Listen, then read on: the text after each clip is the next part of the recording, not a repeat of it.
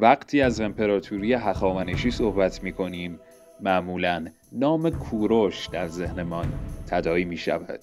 اما پشت این بزرگ مرد زنانی حضور داشتند که در سیاست، فرهنگ و مدیریت امپراتوری نقش کلیدی را ایفا کردند. قبل از همه به این سوال پاسخ بدیم که کوروش چند زن داشت. منابع تاریخی درباره تعداد دقیق همسران کوروش اطلاعات کاملا مشخصی رو ارائه نمیدند.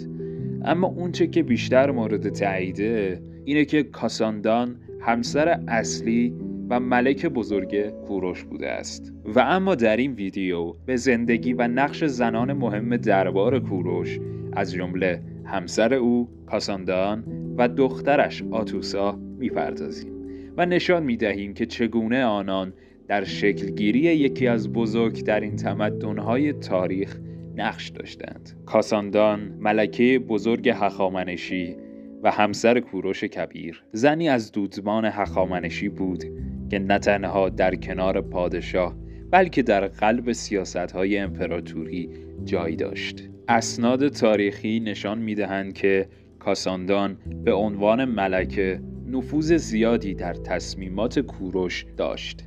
حتی گفته می‌شود که او بر بخش‌هایی از مدیریت دربار نظارت می‌کرده است. کاساندان نه تنها همسر کوروش بلکه بانویی بود که در نظام اداری امپراتوری تأثیرگذار بود. بر اساس الواح اقتصادی تخت جمشید، زنان دربار هخامنشی از حقوق و جایگاه اجتماعی مشخصی برخوردار بودند. پس از درگذشت کاساندان، کوروش به احترام او عزاداری سراسری در امپراتوری اعلام کرد، نشانه ای از عشق و احترام عمیق او به همسرش. آتوسا، دختر کوروش و کاساندان، یکی از تأثیرگذارترین زنان تاریخ ایران است.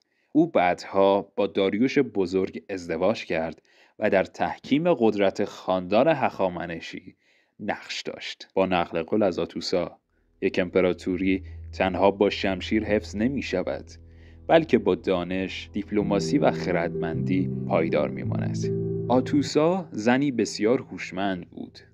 هرودوت می نویسد که او نفوذ زیادی در تصمیمات داریوش داشت و حتی برخی معتقدند که او مشوق سفرهای داریوش به یونان بوده است. آتوسا همچنین حامی گسترش خط میخی و فرهنگ نوشتاری در امپراتوری بود. برخی پژوهشگران معتقدند که او از حامیان توسعه سیستم پستی و ارتباط هخامنشی نیز بوده است. آیا تا حالا از خودتون پرسیدین که آرامگاه این دو زن تأثیرگذار تاریخمان کجا قرار دارد؟ کاساندان همسر کوروش در پاسارگاد به خاک سپرده شده است. در نزدیکی آرامگاه کوروش یک ساختار سنگی کوچک و ناشناس وجود دارد که برخی پژوهشگران حدس میزنند آرامگاه کاساندان باشد، اما مدرک قطعی درباره این موضوع در دست نیست. آتوسا نیز احتمال می رود که در نقش رستم دفن شده است. در نقش رستم 4 آرامگاه شاهنشاهی هخامنشی وجود دارد که متعلق به داریوش بزرگ، خشایارشا، اردشیر یکم و داریوش دوم است. از آنجایی که آتوسا همسر داریوش بود، احتمال دارد که او نیز در کنار همسرش در نقش رستم دفن شده باشد. به طور کلی اطلاعات درباره محل دفن زنان خاندان هخامنشی محدود است و بیشتر بر اساس حدس و گمانه‌های تاریخی است. علاوه بر ملکه و شاهدختان، زنان دربار هخامنشی در مدیریت اقتصادی و اجتماعی امپراتوری نقش داشتند. بر اساس اسناد باقی مانده، برخی از آنها صاحب زمین‌های کشاورزی و کارگاه‌های تولید پارچه و جواهرات بودند. در اسناد اداری تخت جمشید نام زنی دیده می‌شود که به عنوان مدیر کارگاه‌های تولیدی مشغول به کار بودند و حتی دستمزد نیز دریافت می‌کردند. این نشان می‌دهد که زنان هخامنشیان از استقلال اقتصادی نیز برخوردار بودند. با سقوط امپراتوری هخامنشی و روی کار آمدن حکومت‌های بعدی، نقش زنان در سیاست و جامعه کمرنگتر شد. بسیاری از اسناد و دستاوردهای آنان نیز به فراموشی سپرده شد.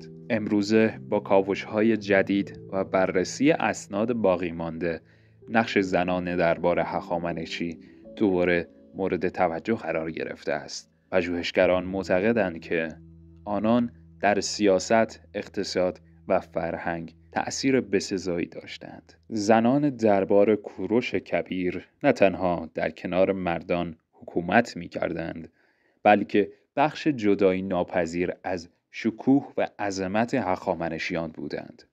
آنان در تصمیم‌گیری‌های بزرگ و حتی گسترش امپراتوری نقش داشتند. اگر این ویدیو براتون جالب بود، نظر خودتون رو دربارش بنویسید و برای دیدن ویدیوهای بیشتر میتونید کانال نمایش تاریخی رو دنبال کنید.